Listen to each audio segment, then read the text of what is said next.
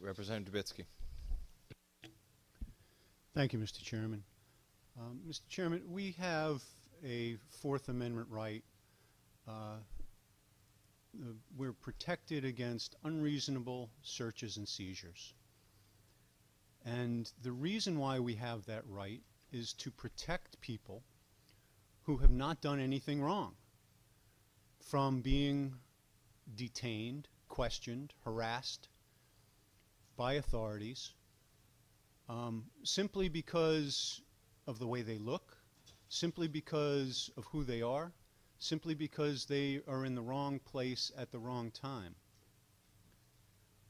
Our Fourth Amendment rights are inviolable, and we don't give them up simply because it will make it easier for law enforcement. Now, we have those rights, and those rights are, and we will be giving up those rights under this bill.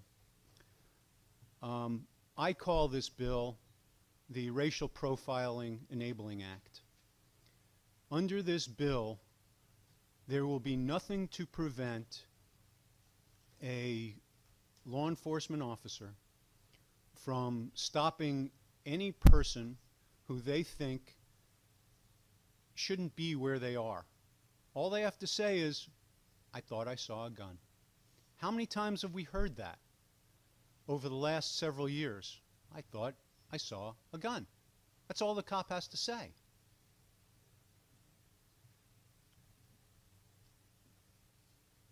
We have a problem in this state and in this country with racial profiling, and we have a protection against that called the Fourth Amendment. Now, under the Fourth Amendment, a police officer needs to have a reasonably articulable suspicion that somebody has done something wrong, that they've been involved in a crime, that they're in the process of committing a crime, or even that they're about to commit a crime.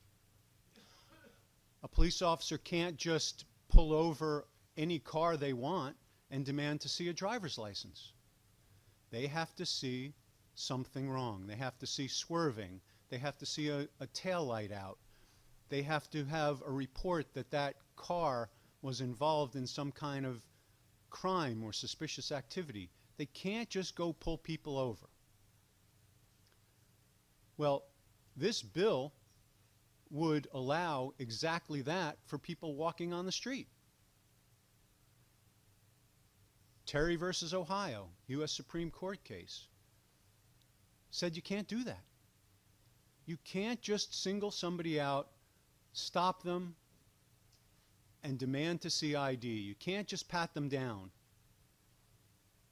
Now, if people are concerned about being harassed for driving while black or walking while black, imagine how it will be if they are walking, exercising their Second Amendment rights while black. We've got a Constitution to protect us from that.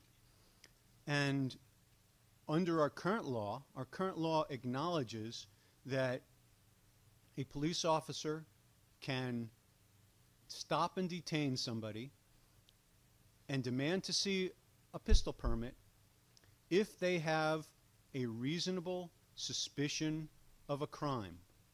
That's what the Constitution says, that's what the Supreme Court says, and that's what our law says. And what this bill does is it removes that and just says, go to it.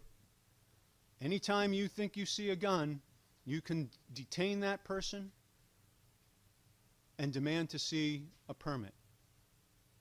Now, think about how that interaction is going to take place. Cop goes up, walks up to a guy on the street who he thinks has a gun. What's he going to do? He's not just going to walk up face to face and say, "Excuse me, sir, do you have a permit for that?"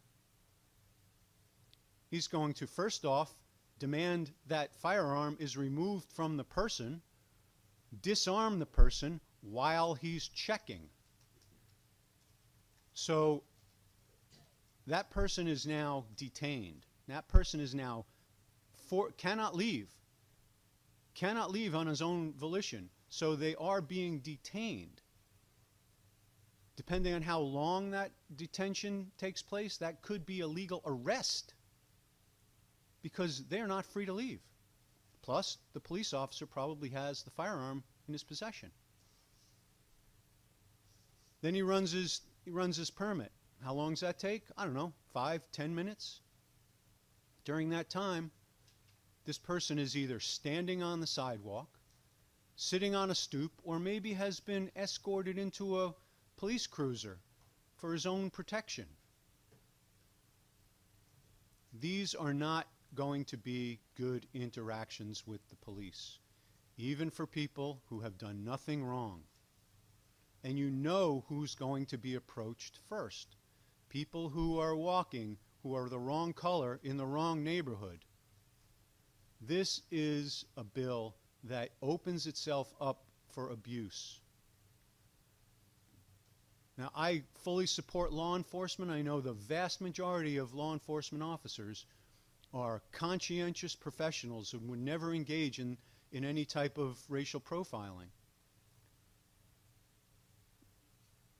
But I can't swear for every one of them, and I don't think anybody in this room can either. And I don't think any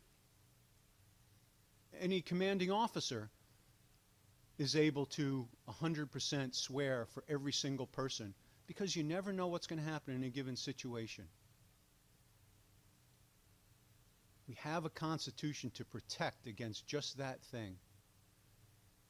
And what this bill does is it strips away that protection and it puts people at risk, especially people in minority communities. It's a bad bill, and I would hope that people would vote against it. Thank you, Mr. Chairman.